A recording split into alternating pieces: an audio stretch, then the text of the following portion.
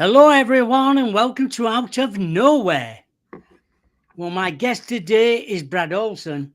Brad explores the lost civilization, the Antarctica, his instructions, and esoteric knowledge of one of the reserved for the elite, discovering pyramids like formations, massive ice openings, and ancient secrets suppressors for centuries. Can we please welcome Brad to the show? Hello there. Hey, Bob. Thanks for having me back on the show. It's always great to talk to you. Tell us about your trip to the Antarctica. 26 days in the Antarctica. How was that? And how did you manage to get on a trip like that? Well, you can do anything you want if you put yourself in the right place with the right amount of money. I suppose that's the short answer. And that's what happened about 6.5 years ago. I was already in South America and had purchased a vehicle in Chile and drove it up to Peru and Bolivia through Argentina and got down to Ushuaia, Argentina at the end of the year 2018 and just inquired around and asked about trips down there with travel agents. And at first, it didn't look like there was enough lead time because a lot of the cruise ships had been booked up. We'd have to wait around another month or so. But then one travel agent said, "Have you tried the other dock that has the private yacht sailing out?" I said, no, I don't. Where is that? I said, "Oh, it's just another mile and a half down." So I went down there, asked around, and sure enough, found a captain with a great ship that booked our passage. So I was on a 72-foot sailboat Oh crossing the my Drake God! Passage, which is no How small task. when you're talking about that, how was it going around Cape Horn then? Well, we saw Cape Horn on the return trip. We didn't go around it. That's the No, route, yeah, sailors used to take uh, to avoid the Magellan Straits. But we went across the Drake Passage, which is very rough seas, some of the stormiest seas in the world. And yeah, let's just say I lost about 25 pounds on that trip because I was throwing up for 3 days oh my from God! seasickness. So it was a very rough trip. It was the hardest travel I've ever undertaken, but it was worth it because it was an incredible opportunity to see a place that hardly anybody ever goes down to. And I've done conference presentations on it, and I have a new book coming out called The Secrets of Antarctica, which will be out at the end of the year. So a lot of that has added to my future direction as an author and conference speaker. What amazes me is places like that. When you get there, what did you think when you got down there and you stepped off onto land? There can't be many people working down there. Yeah, well, stepping onto terra firma was a great joy after having thrown up for 3 days. And we went to an to a Polish base on King George Island called Arktowski, and it was there that we first set ashore. Although that was an island, it's considered one of the pan Antarctic islands. Eventually, did make it to mainland Antarctica, but it was a great pleasure to step on land, and they invited us in. We had a shower, and the one and only time had an internet connection just to let everybody know we Oh, made it. We were brilliant. safe. Yeah, yeah. So I was on a vessel, a Polish vessel, with 11 Poles and 3 Americans, and we brought down some fresh fruit and vegetables for their chef, and then they were very happy for that. You don't really get a lot of fresh fruits and vegetables unless people are arriving there with it. And so they invited us to dinner and drinks and music at night. So we stayed there for 2 days. Although we slept on the boat, we always just went back and forth on the dinghy to our Yeah, bunks. But yeah, that was the start of it all. amazing place to be. Well, Mm. you talk about pyramids down there. Did you get to know anything about them? Well, I know where they're located, and I do have information about them in my book. But what I often say in interviews or at my conference presentation is people have to understand Antarctica is huge. It's a very big continent. It's the fifth largest continent in the world. So anytime you try to uh, talk about going to a different place, such as the three different sites I'm aware of that have pyramids, although they may just be attractive mountains called nunataks, whereas a real pyramid, of course, is built by intelligent hands. But the one you often see around, it's in the Shackleton Range, and that still was about 1,000 miles from the closest point I got to on the sailboat. You know, when they talk about it, they always say about, does aliens live under the ice? Right. Yeah. Because it's so big. Well, it's very interesting you bring that up because I've come into some information with a research assistant named Frank in Europe. He speaks German fluently and can translate Russian. And we've been looking into these documents that came out after the end of World War II because the Russians were the first to get to Berlin. So they acquired the king's ransom in material from both the Kriegsmarine and the Wehrmacht in the head offices there in Berlin, but also the Anna Nerby Society, which was the occultic division of the Third Reich and the SS, where they were looking into all of these mysteries around the world, such as inner Earth. And so Frank, he was doing the deep dive here, and he got into these maps that were printed for the U-boat captains in 1945. My And by the God. way, they were cranking out the submarines, the U-boats, more built in 1945 than the entire course of the war leading up till then. So the Germans had a plan to get out of Germany. They already knew that they had lost the war when the tides had turned in 1943. And indeed, by the time the Russians got there, they also were the first to get to the Bundesbank, the large central bank of the Third Reich, and it was empty. There was no gold stockpiles that they had collected from all the countries they had captured, as well as their own stockpiles. It was all missing, as well as many priceless art forms and artifacts, including the Spear of Destiny. It really cannot be traced. You could read on Wikipedia, and they'll tell you that it was actually discovered by Hitler, or I mean, Patent, when Hmm. he got into Berlin as one of the first allies. But it's never really been proven that it is the same Spear of Destiny that Hitler had acquired when he annexed Austria in 1938. And so I write about this in the book as well, that it's a pretty good chance that it too disappeared down to Antarctica or some of their micronations in South America, which I discovered on my trip down there. There were quite a few in Brazil, Argentina, and Argentina. Chile. Yeah, just basically German compounds, but because they had all the money, they were able to set up these what I describe as micronations, just basically their own private compounds with their own laws and their own money and police force and so forth. So it was even difficult for the authorities of those countries to get in there and find out what was going on, just like it was in Antarctica. So some of these maps that we're going to reprint in the book show these entrances that the U-boats could take, as well as very detailed directions to get into these areas underneath the ice, not only for their own bases and science cities that they had created since from the time before World War II, but perhaps also making contact with a civilization that had existed under the ice.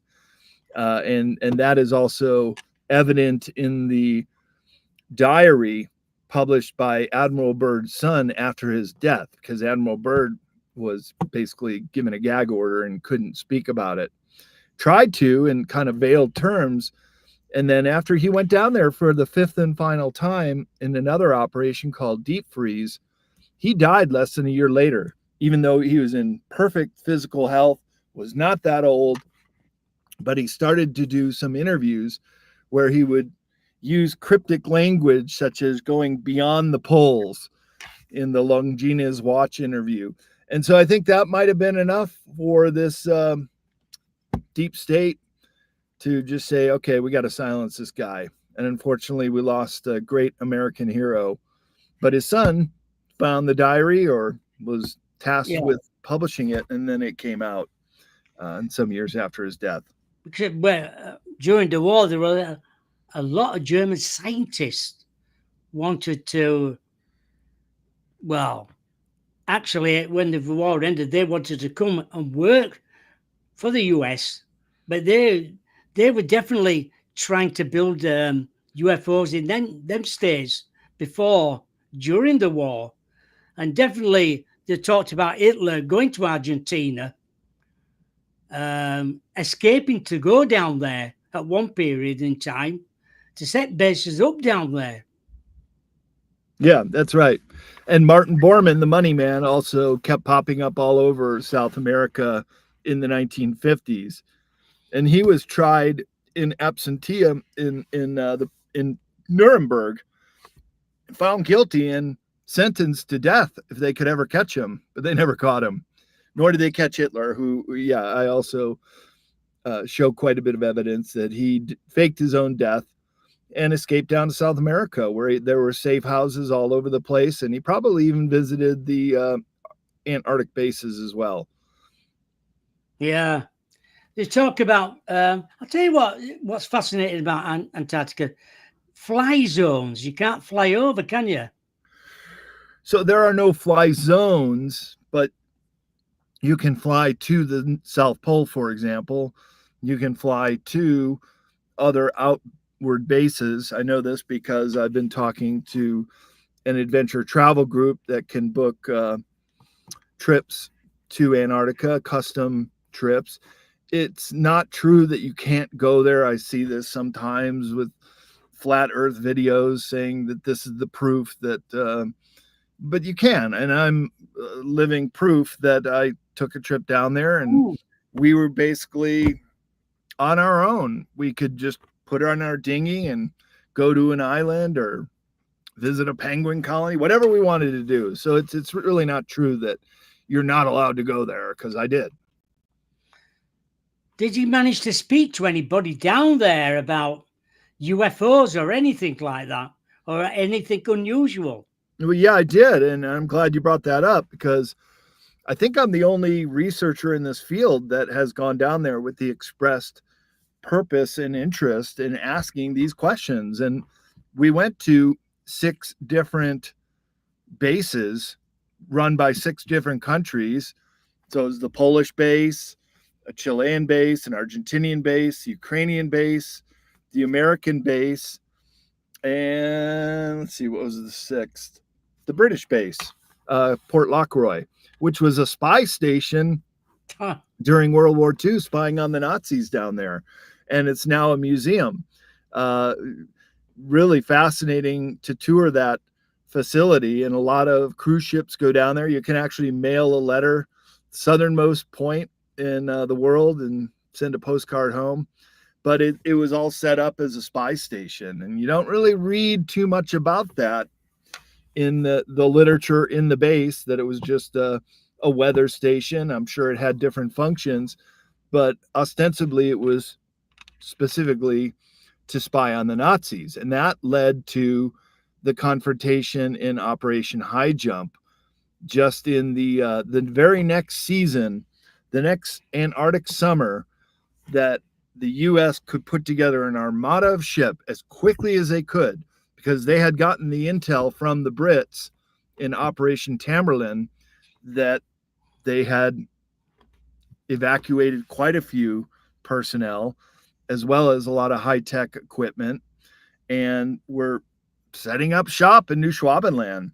So Admiral Byrd was tasked with going down there with Operation High Jump. And then what happened with the Battle of High Jump still remains top secret.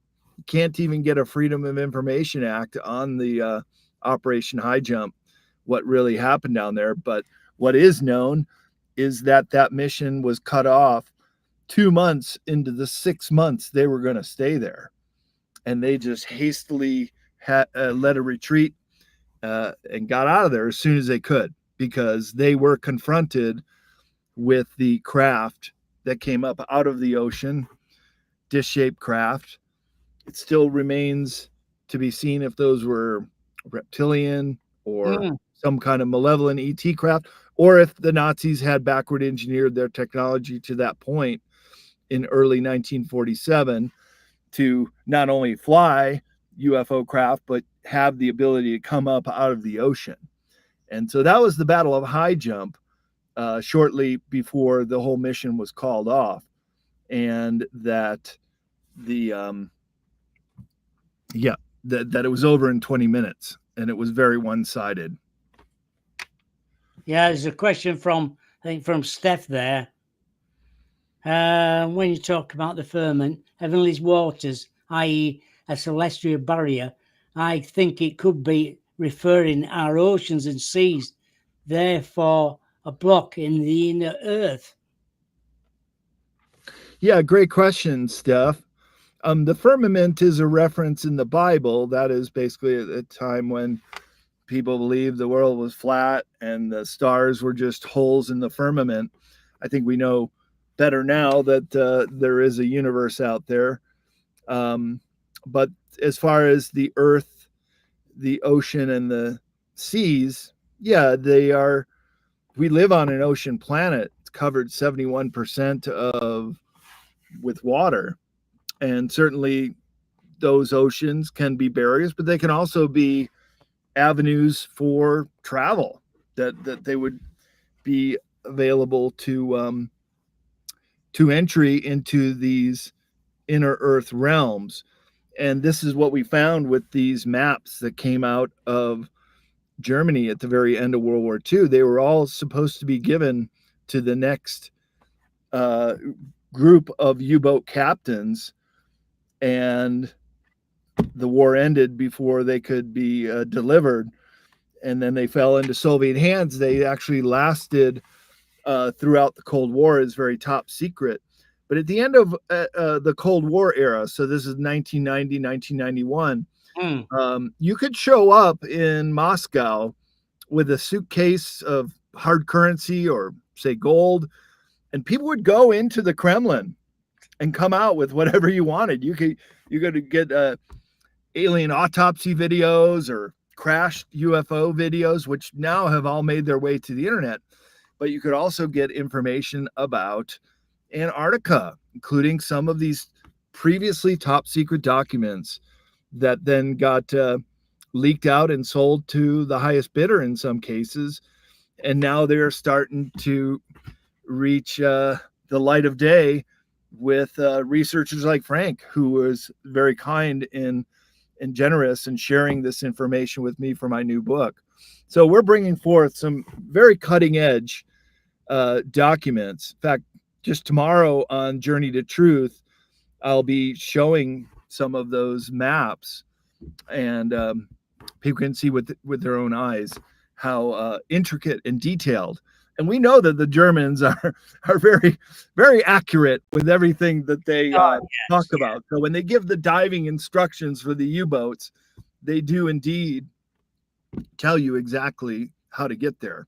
And so what's very interesting about this is that these reports were put together for Stalin right after World War II about all that they had discovered from the Ahnenerbe Society and these other divisions of the German Navy and Army.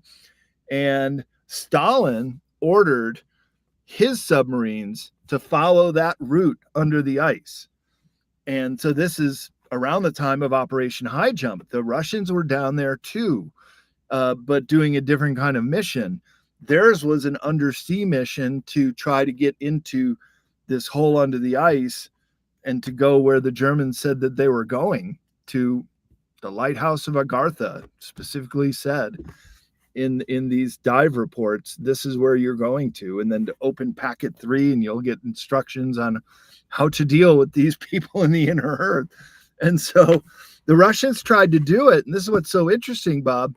They follow the instructions. They're getting to this point where they're going to enter under the ice, this area, to go into the continental landmass. By the way, I show pictures of Antarctica, what it would look like without the ice, and there are very deep fjords that intersect throughout Antarctica. So you could actually, it's known, you could travel for hundreds of miles with a submarine if you know where you're going. And so the Russians tried to duplicate that. And when they got to this point where they're entering into the under ice world and taking these caves to go where only a U-boat can go, they were met with some submersibles that were very intimidating. No shots were fired, but they were basically blocking the entrance for the Soviets, who had to turn around. And then Stalin said that they would come back with torpedoed submarines, but we're not sure if they ever did. But what's so interesting is the Germans in the late 1930s and during the war, they were allowed access into this inner world.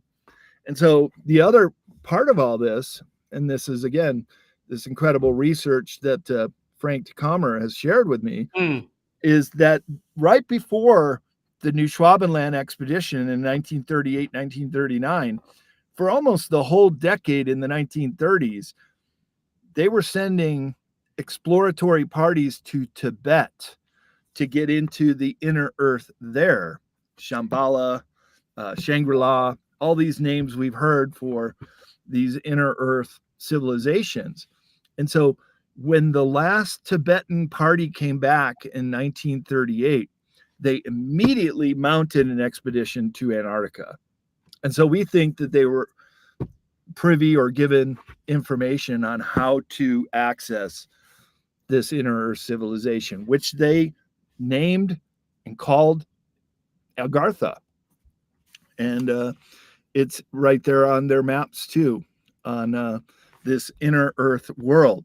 So when I hear a lot of flat earthers say that, well, there's this land beyond the ice wall. Well, there's no ice wall. It's an ice shelf, that is ice floating on the water. We met scuba divers that scuba dived underneath the ice shelf. A wall, it indicates that it touches down and goes to the ground, where these ice shelves do not. But when they speak about the land beyond the ice wall, I was just giving my new talk in Sedona, and Ishmael Perez and the guys from Journey to Truth were there, and Brian Singh, who just produced the Full Disclosure Now conference from Florida. I just came back from a couple of days. But Ishmael Perez made a very good point, and he says, well, these are lands beyond the ice wall. Well, it's not an ice wall, but they are these lands that the Germans discovered before World War II and made contact with some kind of high-tech civilization, both in Tibet, which gave them the directions to go to Antarctica, and that's where they went with these U-boat expeditions. It just makes you wonder what is out there. Did you see anything in the sky? Was it clear down there at the North Pole then, or was it cloudy? Well, there were days where it was clear. There were actually days where it was sunny enough that did the polar plunge 3 different times, swam in the ocean with the penguins and the sea ice. Very, very cold, as you can imagine. But but you get out and it was a sunny day, about 60 Fahrenheit. But after being bundled up on the whole trip, that felt like a beach day. Oh, so, yeah, there were days we were actually in our bathing suit on the deck of the ship. But then there were other days it was very cold and it snowed. And for the most part, it was cloudy. There were a couple sunny days. And no, I did not see any craft, but we did get report from another base that in an Argentinian base that just in the prior weeks, another Argentinian base called the Belgrano 2 base had a UFO sighting. And that was all the talk in the interdepartmental chatter uh, among the bases. And the guys were very reluctant to tell us this, but we kept hammering him, and he finally did say, well, yeah, that we had heard that there was a UFO sighting there. The other thing I did not see anywhere in Antarctica or sailing down there were chemtrails. They don't spray down there, and you never see any. No. No, that's mostly in Western countries where they do that. How strange is that? But I suppose yeah, very strange. Um, did you manage to speak to the American base down there then? Yes, it did. Yeah, we were given permission to come ashore to the Palmer base. And there I was given some information that I needed to go to the Palmer base by a very popular podcaster. I'm not going to mention his name. No. We've since made up, but basically he gave me information that I had to go to the Palmer base to talk to the general, and the general would then give me permission to go to one of these motherships under the ice, and I was meant to bring him a bottle of whiskey and get on his good side. So we get to the Palmer base. No, there's no one named the general. It's not even a military base. There are no military bases in Antarctica. It is run by the National Science Foundation, and most of the people that work there, you can sign up. You can be a worker in Antarctica and go to one of the bases as a chef or as a research scientist, always through the National Science Foundation, including Eric Hecker, by the way, who he was stationed at the South Pole Station. But get there to the Palmer base and, hey, where's the general? No, there is no general. Anybody named General? No such thing. How about, does anybody have a dog named General? No.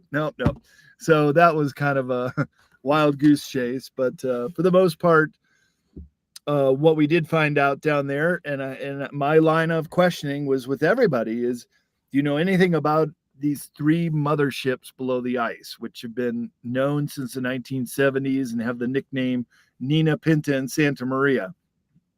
Every time on the base, nope, don't know about that. Do you know anything about antediluvian civilizations or pyramids poking through the ice? No, don't know about that. Or if they did, they just call them a nun attack. What about aliens or UFO? No, don't know anything about that, except for that one sighting we heard about at the Belgrano 2. What I did discover, though, in my line of questioning at all 6 of these bases, was that there is areas of Antarctica that are no-fly zones, not allowed to go there, not allowed to fly over there as far as flying high above them. And so Eric Hecker has taken it upon himself to say, call me out, because I talk about the hole under the ice 35 miles from the South Pole. And this is based on research.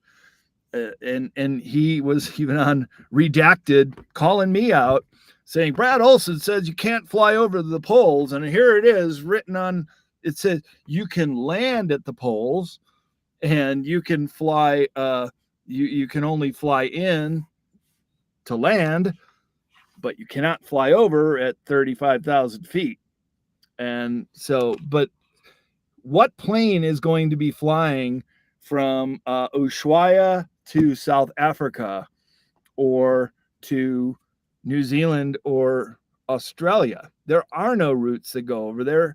If you look on a globe, there's, first of all, not very many people are flying that route at all, but you wouldn't go over the South Pole anyways. So it's kind of a no-brainer. Yeah, there's a no-fly zone there, but it's protecting something. And so definitely the whistleblower Brian S., who he gave some incredible interviews with Linda Moulton Howe, and I would highly recommend people hear him out and hear his account of the hole in the ice. This is one of my data points, one of the best. And Linda very kindly uh, allowed me to talk to Brian S. And we had about an hour conversation for the book. And my question was, well, what was the hole in the ice like? And he said, well, we defied orders. We were meant to fly to the Davis base, and it was a life or death situation, an emergency evacuation. So we defied orders and went over the no-fly zone. And that's where they saw the hole in the ice, giant, gaping, mile-wide hole that Yes. in Admiral Byrd's diary they flew into. The Russian researcher Chizinski also spoke about the hole in the ice. So when Eric Hecker says there's no such thing and calls me names for being a researcher and collecting these data points, I say to him, look, I live in Nevada, and just over the next mountain range is the Fallon Air Force Base, or 100 miles away is Area 51. Am I going to be privy to that? Am I going to know what they're doing there? Hell no. No. So you don't learn about these things even if you're stationed there. So that's just my rant on him calling me names. It's like, But, dude, just but, because you don't know doesn't mean it doesn't exist. but if the Germans had won the war, Hmm. for instance, like they must have known a lot about Antarctica and where to go there. And if they, well, they lost the war, like, but do you think there's still some Germans down there somewhere? Well, did they really lose the war is the question, because the Third Reich never surrendered after the war, nor did the SS, which was collecting all this information from around the world and was largely responsible for the science city that they created down there, as well as the colonies of people.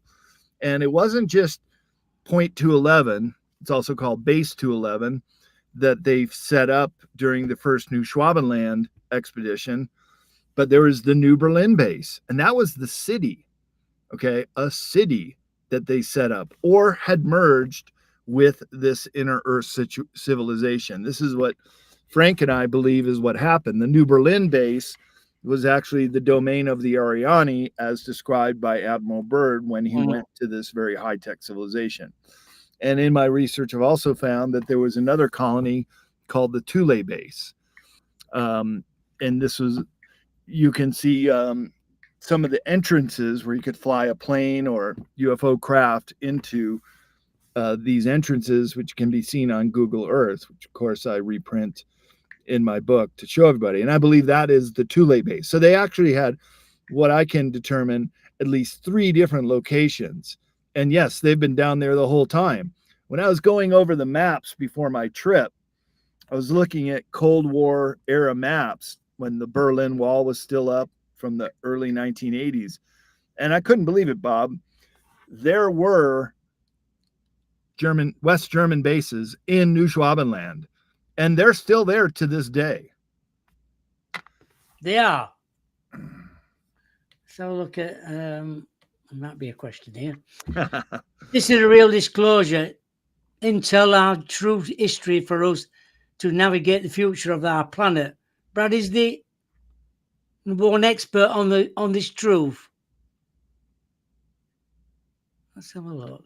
What a kind thing to say from Violet Ray's Jane. Yeah. Yes. Well, I'm doing my best. I have no incentive to make stuff up or to just tell a yarn here. I'm all about the truth. I want Antarctica disclosure to come out. In fact, I'm one of the first to say that the full disclosure of the UFO phenomenon could very easily come out of Antarctica if we were to know about these 3 big motherships, if we were to know about this civilization under the ice. And so we do need to continue to look into any leads we have as far as where the Germans were taking their U-boats under the ice and any other kind of information about these holes in the ice and where they may go to. Because what I also need to point out is that Antarctica is the most geothermically active continent in the world. That is, there are more volcanoes and heat vents in Antarctica than anywhere else. 91 known geothermal features. So when you think about the heat source coming from below the ground and 2 miles of ice on the polar plateau, you would have the propensity for these large under ice domes to create with chimneys where the heat needs to escape. And that would be the hole in the ice. And it's also known that the NSA, the old no such agency here in the United States, well, they have a building, an unmarked building at McMurdo, and they're also active at South Pole and other places. So they're down there. They were tasked during their formation to handle anything ET related, right? So they would be Johnny on the spot for the first crash retrievals.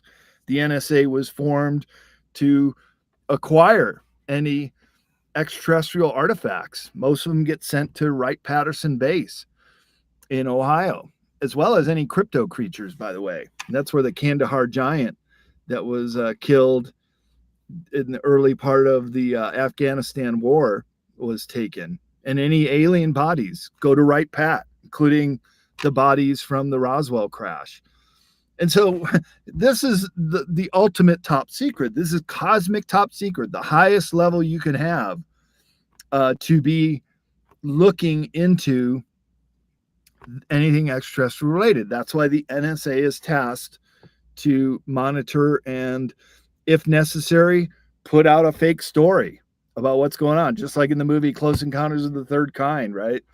That they would be the ones that say, oh, there's a nasty outbreak. Everybody has to disappear from Devil's Tower in Wyoming so we can study this ship coming down. So, what about Admiral Byrd's alleged diary? Some claim that Admiral Richard Byrd flew over an entrance in the inner Earth during an Antarctica expedition in 1947. However, most experts consider this is an hoax or misinterpretation of this real explosion. Well, what's interesting about Admiral Byrd's diary is it tells you that he's in the Arctic region, that is the North Pole region. And while some researchers in my field, including Brooks Agnew, a colleague of mine, has located and even has GPS coordinates for another hole in the northernmost islands near the North Pole, the dates that were given in his diary is the exact dates that he was down there for Operation High Jump. In fact, the exact dates when he got to Little America Base, Admiral Byrd and one radio man named Howie is all that he was allowed to fly with. One of the first things they did in Operation High Jump was Byrd to fly to the South Pole. Now, he had been there before. He was the first aviator in 1929 to fly over the South Pole. And I have the exact flight chart that I will reprint in the book. And that he got to the South Pole, and rather than just flipping a U-ey and flying right back and saying, yeah, we did it. No, he flew for 50 miles in each direction in a triangular formation. Happens to be right where the no-fly zone is, happens to be right where the giant hole in the ice is. So I think Admiral Byrd saw the hole in 1929 and then was summoned or tasked to go back there in the opening salvos of Operation High Jump, which he did. And there were 3 hours of missing time when he went into the hole in the ice. And they thought he was dead. And then 3 hours later, he pops out and says, nope, okay, I'm flying back. So first of all, he wouldn't have had the fuel to fly those extra 3 miles. Right. So he must have landed somewhere. And that's when he describes in his diary being met by 2 UFOs with German insignia on them, the Iron Cross or the swastika. And these 2 UFOs, which he called Flugelrods, escorted him, took control of his plane, but escorted him to the domain of the Ariani. And these 2 big, strapping, tall, German-looking guys with blonde hair got out of their Flugelrods with German accents and escorted him into the city. And this is the 3 hours of missing time. He met with the master who warned them about using nuclear weapons, which had just been detonated in White Sands and Hiroshima and Nagasaki. And then Howie, the radio man, stayed behind. They were then escorted out 3 hours later. And the last thing that came over the radio before he regained his function and communication with Little America were the pilots who said, Auf Wiedersehen, which is goodbye in German. Yeah. And then he went back. Now, Admiral Byrd, mind you, was a military man, and he is under orders from the Pentagon to continue to do the Operation High Jump. And that is when they were also flying sorties all over the Antarctica, photographing. That there were 3 battle groups in high jump. There was the West and the East, and both of those were operating in New Schwabenland. And Byrd was with the main group, and I think it was the main group that was confronted with the flugel rods that came up out of the ocean. Could have taken out the entire fleet, but they just took out one boat, and then any of the menacing planes that were trying to shoot them down, they couldn't touch them. They couldn't touch the UFOs that came up out of the ocean, and that's when they called off high jump immediately. But it's interesting that Byrd went down there again, and that is Operation Deep Freeze. And it's in Operation Deep Freeze that I think they struck up a deal with the Antarctic Germans. And it was basically, it was actually after the UFO overflight of Washington, D.C. in July 1952. So at the time, everybody says, oh, America's being invaded by alien craft. They're flying over our most sensitive military establishments. But nowadays, any researcher worth their weight in salt will tell you that those were not ETs. Those were the Antarctica Nazis in a show of force over DC. And basically, that was during the very final days and months of the Truman administration, and he capitulated. Laura Eisenhower, who is the great granddaughter of Dwight D. Eisenhower, she wrote in her new book, Awakening the Truth Frequency, that Truman capitulated. He caved in to the Antarctica Germans. They weren't called Nazis anymore. They're Antarctica Germans. And basically they were saying, look, we don't want you to come back here and do another Operation High Jump. We have the ships that can fly over your most sensitive airspace. You can't shoot us down. So let's come to some kind of truce. And then Byrd goes back there just a couple years later. Part of the truce was, we want your technology. Okay, we won't come there and fight you. And they landed one of their flugel rods on an aircraft carrier, and they took that out right away during Operation Deep Freeze. So there was more encounters with UFOs down there, but this time they were friendly. And so that's what our military wanted. They just wanted the craft. Would let us backward engineer it. We got our team of scientists. And that was what that last expedition of Byrd was all about. Well, talk about Antarctica, and it does hide plenty of real mysteries, like Lake Vostok, a vast subglacial lake that has been sealed off for millions of years. Ancient fossils and signs of prehistoric forests beneath the ice, and unusual magnetic anomalies that are still being studied. Right. Yeah. Lake Vostok is one of the great secrets of Antarctica, or mysteries down there. It is one of the largest freshwater lakes in the world. It's about the size of Lake Erie between Canada and the US, one of our Great Lakes that nobody's ever heard of. And so the Russians were the first to detect it from satellite imagery, seeing the depression in the polar plateau where this lake lies 2 miles below the ice. And they have a base there also called the Vostok base, and they were actually able to drill down through the polar plateau and take a sample of water and found that there was a bacteria that came from a fish that had never been discovered before. Mm. And so other more recent scans of the polar plateau, as well as different parts of Western Antarctica, the Wizard study is one. I also write about this in my new book. They're finding entire landscapes under the ice that have rivers that flow from these geothermal features, from lakes under domes of ice, and presumably life forms that have yet to be discovered. And so this is just the what we read in the mainstream media, what they're releasing in Nature magazine and different science projects.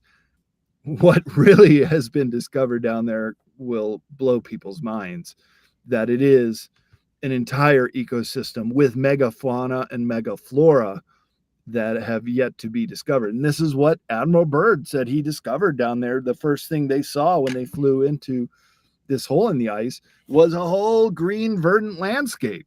And I could tell you, Bob, when I was down there, there's not a single thing that's green on the land. There's no trees, there's no bushes, there's no grass. There are little mosses and lichens, but that's about all that can survive down there. So for Admiral Byrd to say that we saw these verdant rolling green hills, and then at first they say, hey, what is that animal? That looks like an elephant. They fly a little closer. It's a woolly mammoth, an extinct woolly mammoth. So there are species that, according to this diary, and I know everybody in the mainstream will call it a hoax, but I think the jury is still out. I would like to see a handwriting analysis. I would like to see the paper tested. And I think the Byrd family, still has possession of this diary. But you can also read it. It's still available online. You can buy the copy, Admiral Byrd's Secret Voyage to the South Pole, I think it's called. Easy to find on Amazon or any other site. If we're just saying, I wonder if they've ever sent cameras down into the lake. Well, so this is what you won't find in the mainstream media about what the Russians discovered down there, because after they punctured the hole in the ice, then they sent some scuba divers down. And I can't verify this. I'm just a researcher who collects data points and puts all this stuff together. In fact, because it's unverifiable, I didn't really discuss it in my book, but basically there was some fuzzy videos of what looked like some kind of octopus with this Russian team that went into Lake Vostok, and they were all consumed by this giant squid-like creature. How they got the footage back and published it, I don't know. Could be a deep fake. And that's why I say I didn't reprint it. There's just not enough corroborating evidence to say it's real. Exactly. Yeah, I totally agree with you there. But it's so remote down there, isn't it? Yeah. The most remote place in the planet. Yeah. Some conspiracy theories claim secret entrances to the inner Earth exist near the South Pole. Correct. That's the hole in the ice. And that's also the entrances that the U-boats went into. So there are many different ways to get into inner Earth, although it's very difficult. It can be done, just like the Germans did on the Tibetan Plateau in the 1930s. They found an entrance in. They were all into their ancestral heritage, and that's what Ananurbe means. The search for the ancestral heritage. Where did the Aryan people come from? And they were spending untold amounts in resources to do these expeditions and to look for these artifacts. So remember in the movie Raiders of the Lost Ark, it was all about Indiana Jones getting to Egypt with these artifacts and getting to an underground base to have the sunlight come through this artifact, and that would show him and he was all the while running from the Nazis who were doing their excavations down. That actually has a lot of truth in that movie. And then especially at the very end of Raiders of the Lost Ark, when they're pushing the crates into a giant warehouse, and these artifacts just go missing and never heard from. Same thing happens with the giant bones and all the relics that they've dug up in the mound sites here in North America. Stuff just goes missing, and presumably into these anonymous warehouses where they just sit forever. Or sometimes we've heard these giant bones just get dumped into the ocean. Just get it out of here, out of sight, out of mind. I'm going to say because scientists have been down to Siberia, haven't they, and collected bones down there of fossils and from elephants and all sorts of things down there what have been laid into the crust and actually never been defrosted. That has never been defrosted either. And another very interesting tidbit, which unfortunately I've not been able to confirm or verify with other research, are a giant arc, an active UFO down there, and stasis chambers. That is, beings, usually giants, who are waking up in this period of time, that have been in these cryogenic frozen chambers in Antarctica, awaiting a period when they're going to wake up. And so I say, maybe disclosure comes from Antarctica and what is down there under the ice. Oh yeah, I know I've got long left. What you got planned for the future then? Would you like to go back down to the Antarctica or somewhere different? Oh yeah, for sure. But I'd go back down there with a team, with a film crew, and we want to do. I know the locations. I know where to go. Go to the pyramids for one, and I think we can get permission from the National Science Foundation. Both Brian S. and Linda Moulton Howe also would like to get involved with this project. Oh, good. I told Linda, this is a hard trip. She said, I really want to go, Brad. Everybody wants to go. Everybody wants to do it. But it's really hard to travel down there, and very, very cold. I happen to be Scandinavian descent, so I'm a skier. I like the cold. I'm kind of suited for this sort of mission. But I would go down there again. Yeah. What does it get down to down there? Minus 40, 50? Yeah. Oh, it'd kill you if you didn't have the right gear. Absolutely kill you. And yeah, so I see in the comment, Violet Rays Jane, we can remote view these cities. That's right.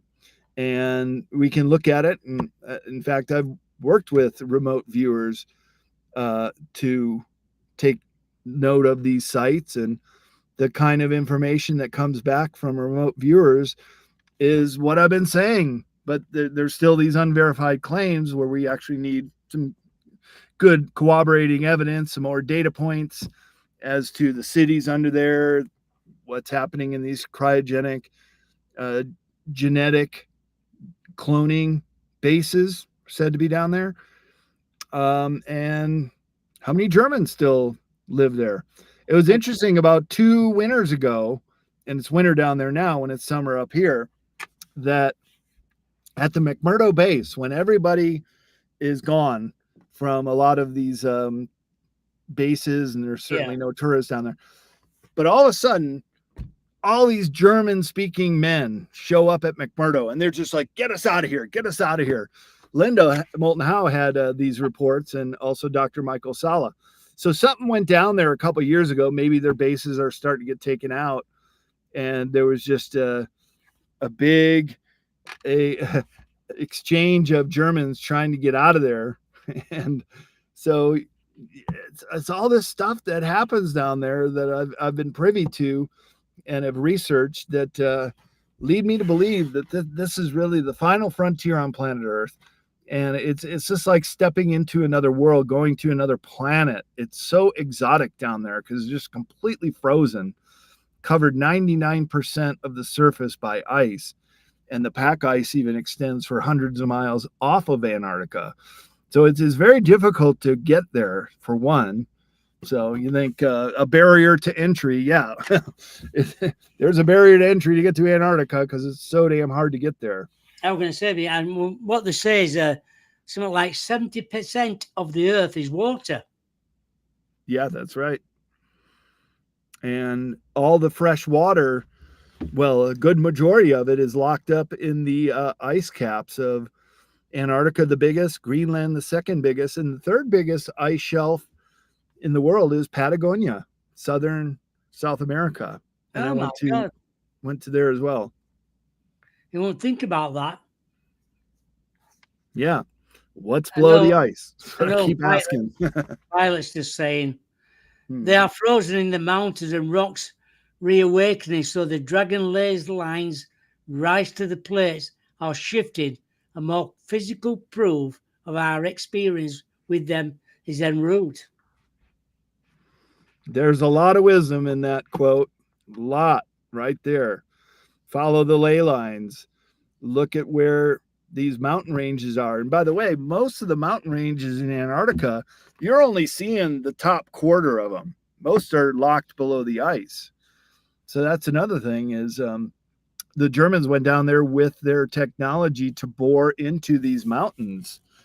And they said in some of these documents that Frank and I have been going through that they put their first base in the Mulig Hoffman mountain range using these boring into the rock machines. Hmm. They're now called subterranes that can create these underground bases. Now they're atomic powered, so they can go into one location and just start boring, and they basically vitrify the rock. That is, they not only make it disappear so there's no tailing mounds, but they cook it at such a high temperature that it creates vitrification. That is, they can just turn the rock into glass. And so they're making their tube tunnels as they go along without even really having to come back and excavate anymore. Amazing, absolutely amazing what they can do. So it Yep. proves that can be done anyway Yep. into the inner Earth. That's right. There we go. Yeah. Yeah. So Stefan just said there, Skinwalker needs to use this German boring machine. Yeah. I've been to Skinwalker Ranch on several occasions, not the actual ranch itself, but a friend of mine owns the adjacent property called Space Wolf Research. In fact, I've been asked to speak there at a conference next month, but I'm just not sure with my schedule if I can do it right yet. But I've been there many times and seen quite a few anomalies. There is something about that place. It, again, is on these ley lines and has a long line of historical sightings, both UFOs, but more specifically these crypto creatures that are all around the Skinwalker Ranch area. And my friend has a motion detector video, and he's just been posting some videos. Check out Space Wolf Research, and he just posted one caught in the middle of the night of some animal that does not exist. It is a crypto creature. What that means is cryptozoology is all those creatures that are below the threshold of science of knowing, Yeah. and zoology is just the study of all living creatures. So these cryptozoological creatures keep popping up all over the Skinwalker Ranch area, and yeah, tall grays and all kind of Yeah. other creatures, as well as UFO sightings there There's too. So pockets it's a of places, paranormal hotspot. I'm going to say there's pockets of places like that all around the world where Oh yeah, more things happen in one place, but not in another place. yep, There's loads of places like that. It just, and then places must exist for thousands of years where things have happened like that. yep. The fallen angels too. Exactly. A Um, lot of weird stuff. Yeah. yeah. Where where can people get in touch with you if they want to do, and where can they get your books? Sure. Yeah, you want to find out about my conference schedule, what I'm up to, and there's a contact us link on bradolson.com, just same way my name is spelled. And CCC Publishing is my book publishing website, which includes Laura Eisenhower's Awakening the Truth Frequency book, which we published at CCC Publishing, and then all my books, of course, and then other authors like Michael Jaco, Leo Lanzagami, and others are on cccpublishing.com. But the Secrets of Antarctica book is not up there yet because we haven't printed it. As soon as it is, of course, it'll be up. But you can pre-order it on Amazon.com. So just type in Secrets of Antarctica, Brad Olson, will come right up. Well, thank you so much for coming on the show. It's been quite a while since you were last on. So we'll get you back on when your book's out next. Hey, that sounds great, Bob. Thanks again for having me on, and really always a pleasure to speak with you. Oh, thank you. It's been great as always. Thank you to everybody in the chat room for their questions. It's always great to have somebody else giving us questions to it, so for the guest to answer. Yeah, so thank you for that, Brad. My guest. You're very welcome. My guest on Friday is Graham Rendell from the UK. He's great. I've never interviewed him before, so it'd be a great guest to have on. All right. I know Paramoral Visitor said, great guest, Bob. Get him back on again. Really enjoyed listening to Brad. Thank you all for all your time. My pleasure. Glad to be here. Yes. Enjoy the rest of your day. And I hope everything goes well with your conferences. Sounds good, Bob. Back to the default world for me. Thanks for having me on. Yeah, take care. All right. Bye. Bye now. Bye.